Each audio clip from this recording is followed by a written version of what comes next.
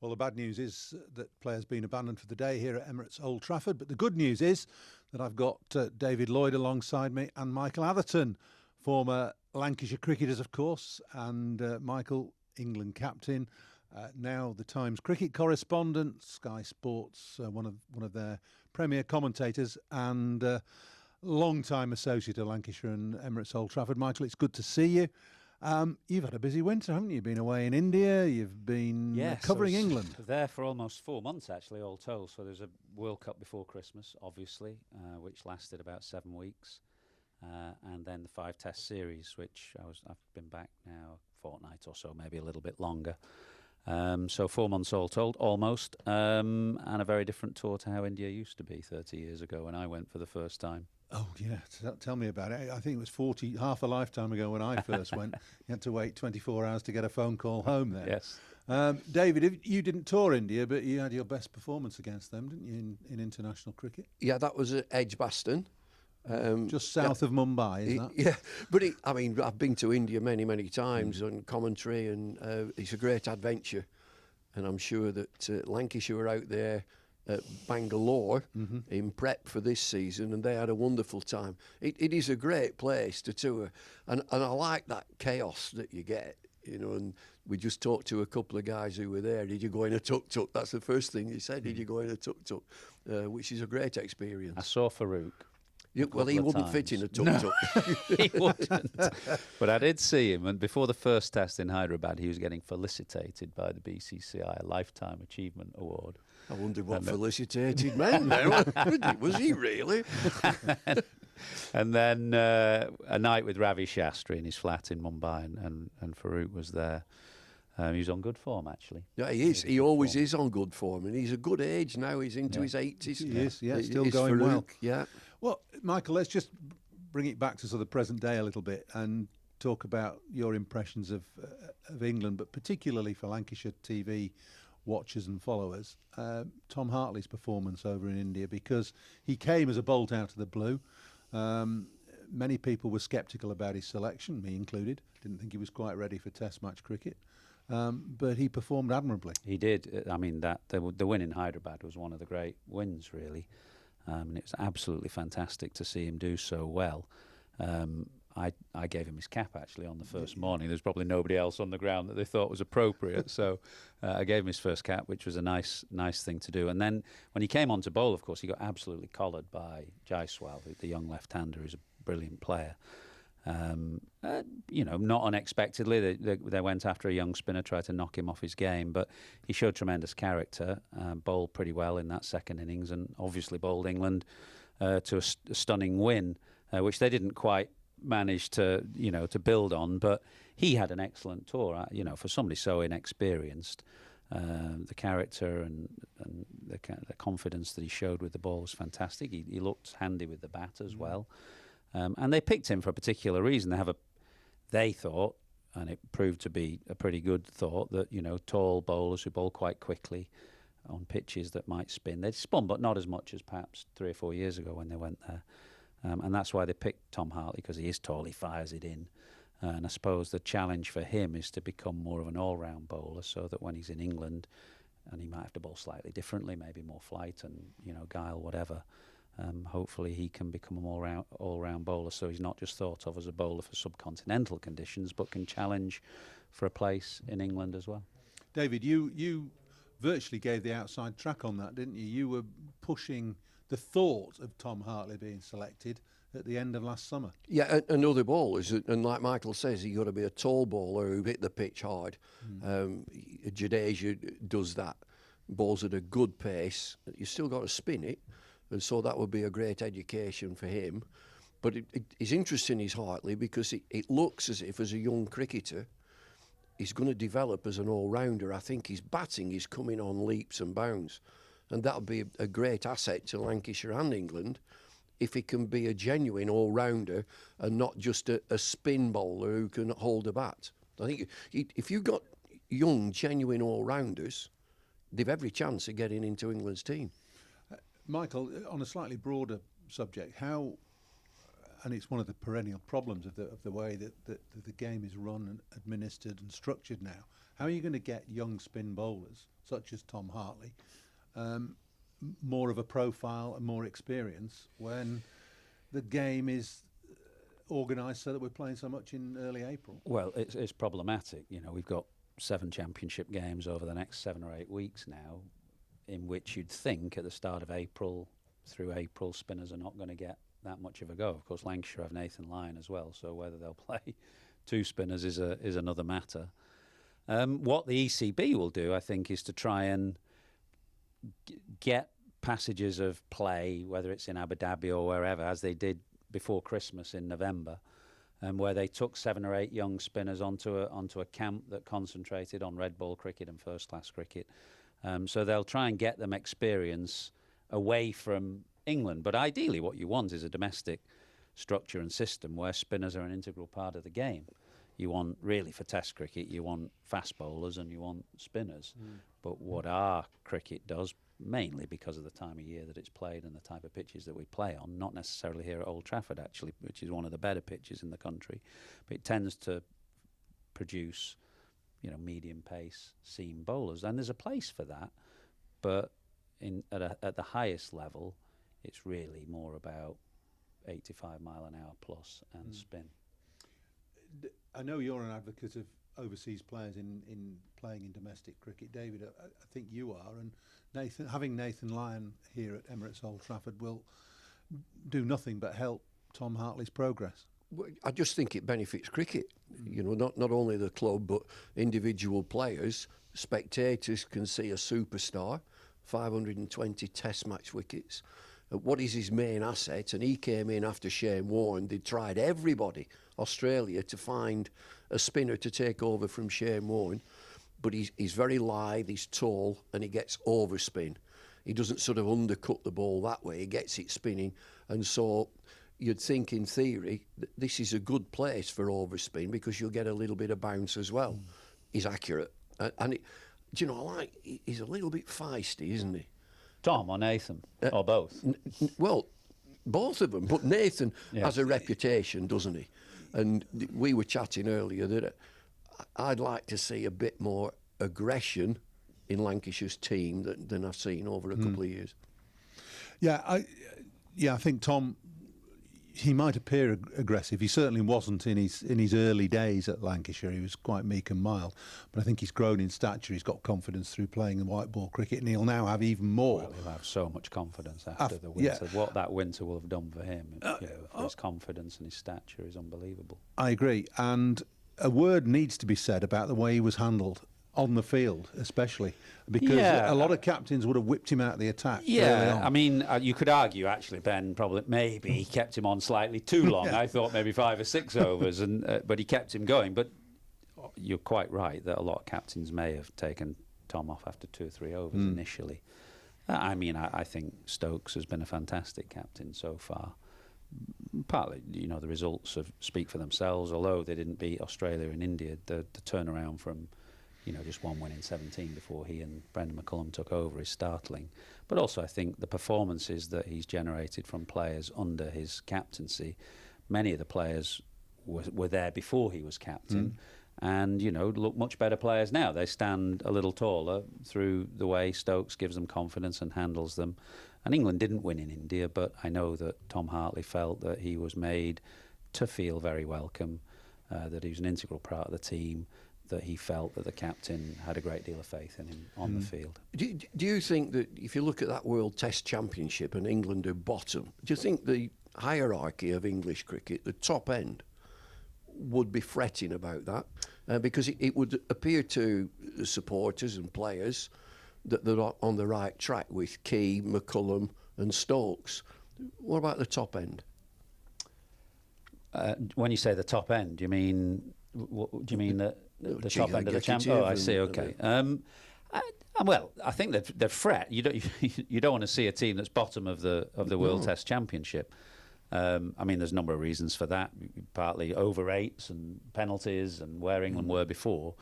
My own view, having watched England for 2 years, is that they're in a miles better place than they were.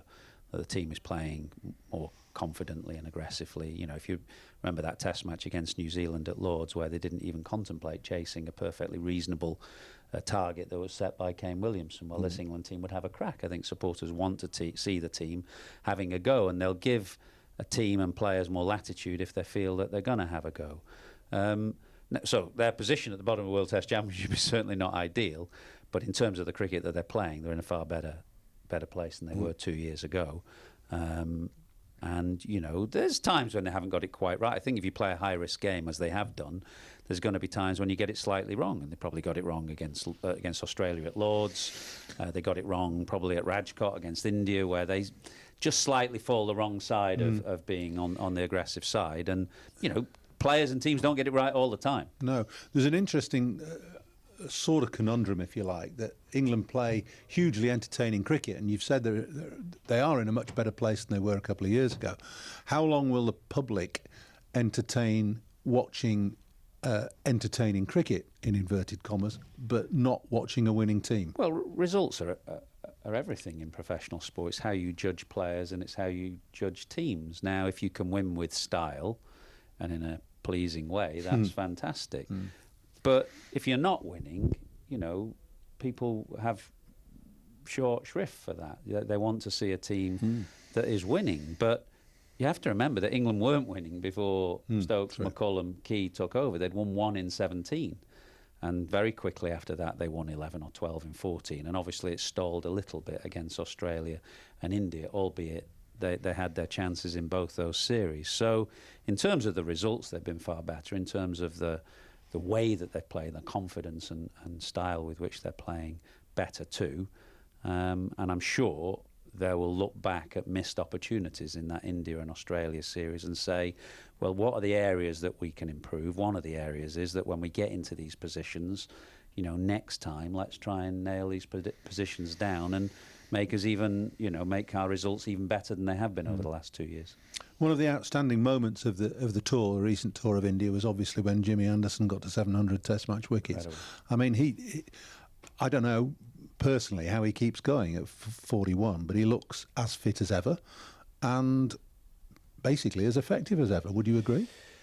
Well, he's been an incredible cricketer. He has to be this club's greatest ever player. 700 wickets is unbelievable. I don't think anybody ever thought that, you know, a fast bowler in Test cricket would reach that mark. You know, Beefy's record for England, which was what, 383, I think. That stood for so many years, and now, you know, Anderson and Broad have put, you know, clear blue water between those figures. So an incredible player, incredible performer. He still does look as fit as ever. I mean, just watching him around, you know, the team in India, he looks as fit as any of those lads who are 10, 15 years younger than him. I mean, how much longer he can go. You know, you throw things forward to Australia in 2 winters' time. I find it hard to believe that, you know, a 42 or 43-year-old can go and lead the attack there. I think they'll be looking more at, you know, the younger, quicker bowlers. But what a cricketer he's been. David, you've been in a privileged position in that you started your career when Brian Statham was here. Another phenomenal bowler, not as many wickets, 252 I think at Test level, but regarded as one of the finest of his type that there's ever been. Is there a comparison to be had between Definitely. the two? Just physically, you look at them very whippy and look fit. They just look fit. And Brian Statham didn't work too much on fitness. He would have bowling fitness, which is another pint debate. and a fag, didn't he? Now that's, he didn't like a pint. Oh, okay. He liked a gin. He liked a glass of gin. Yeah. He worked for Guinness, didn't he, in the end? He worked for Guinness in the end, but a very quiet man. He was unbelievably quiet. And he'd be telling you a story, and he'd stop. And you'd think, is he going to carry on? And then he'd kick on again. He was a lovely, lovely fella. Pitch the other way around. So him coming downwind from Sale, from that end, and the city end. When the square was the other way around. Yeah, and Ken Higgs coming up into the wind. And then you get Peter Lever and Ken Shuttleworth coming after that. And, of course, Peter Lee, who I played with. And Peter Lee, yourself and Frank Hayes, the next in the Hall of Yeah. Fame Yeah. with Peter Eckersley, who was a great. You look at the history of the club, and Peter Eckersley is right up there. Flew his own plane, Peter. He flew the team, didn't he? He did. To Well, Swansea. Agnew does that. Agnew can do that. What, the whole team? No, he's got his own little. He can fly. Very good.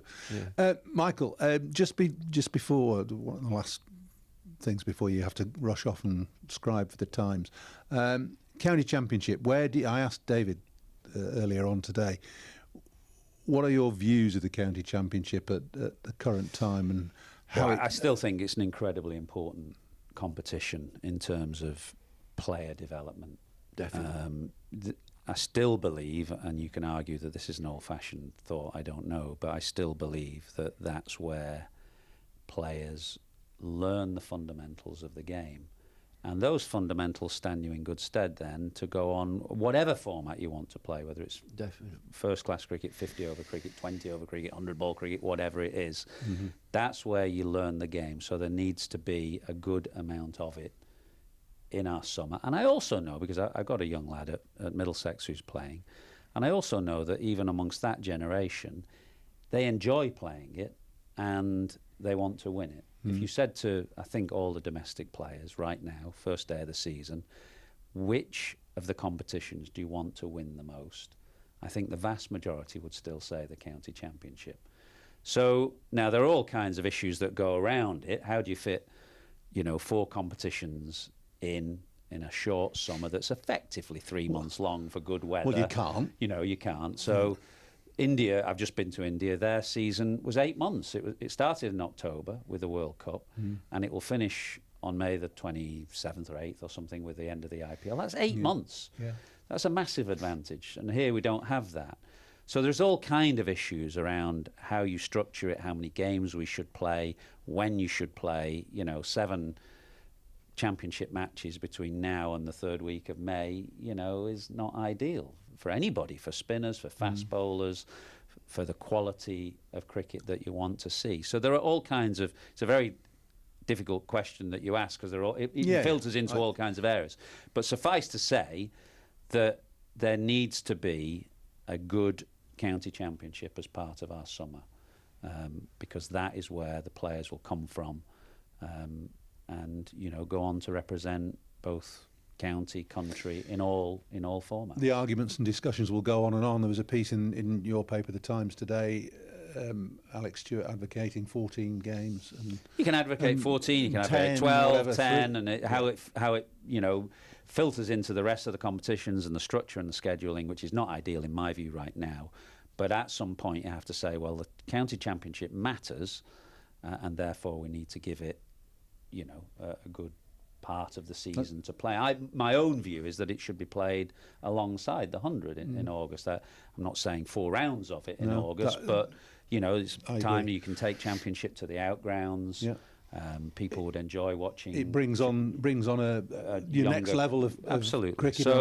So there are all kinds of everybody's got a different view. Yeah. Well, I agree with you. I think the vast majority of cricketers in this country still think that the championship matters. Matters to you, David, always has. I've got a great idea. Play it in summer. Good lad. Just before we go, Manchester, David. Manchester? You asked me to ask you about Manchester. Yeah. Well, it's just that special day. You turn up for a season, and we're going back as players. In the old dressing rooms, there was that smell about the place, wasn't there? You just went in, and it's like it's a comforting smell of the changing rooms. And I was down here for my birthday. I came during our when they were at Bangalore. So I had a day off on my birthday. So I went into Manchester. It's like nostalgia, just wandering round old homes. I never ever went in the Hacienda. And, it's iconic, isn't it, the Hacienda? You took me to a students' club, and we stuck to the floor. Do you remember? I do remember. It was lino. It was a long time ago. And the whole team went en masse, and we all stuck to the floor on this lino. And so, did you remember Hardwick Apollo? Do you remember Hardwick Apollo? All the great acts, the Beatles, a lot of them. Hardwick Apollo. Right. They used to have... Before my time. Ardwick, I don't know whether it's still there. A brilliant place, Ardwick Apollo. And they used to have variety, a music hall. And they had one, and I want to tell you about this. You're going to? They had a fella who come on with a I've got a boxing deadline, kangaroo. at 4 o'clock. They got a boxing kangaroo. So he put like boxing on a big kangaroo. When it were up on its back legs, it were over 6 foot, this kangaroo. And it had boxing shorts on and boxing gloves. And he got the knock. He's on. He gets the knock from assistant producer. He said, "You're on in 5, boxing kangaroo." He kept it outside in a cage at Ardwick Apollo. So he goes out, he puts his cup of tea down, goes out, the cage doors are open, it's gone. He come back in, he said, "The kangaroo's gone." So you mean it's gone? He says, "It escapes." He says, "Ring the police." So they rang the police. So he's rang Manchester Police. He said, "I'm the novelty act at the Apollo." He said, "I come on with a boxing kangaroo." He said, "He's boxing gloves on." He said, "And I spar with it. It hits me a few times. And it's gone missing. I've opened the cage and it's gone. It's not there. The cage door is open." To which this policeman said, "Can you give us a description?" He said, "There's a kangaroo running around Manchester thumping people." Great memory. David, Michael, thank you very much indeed. Mike, you've got to get off and do your piece. You've got odd socks on. Nothing changes. No, it's great. I know. I mean, terrible. Fantastic. It's just the same as it was 25 years ago in the dressing room, 30 years, whatever. It's great to be back. Yeah, good stuff. Nice to see you both.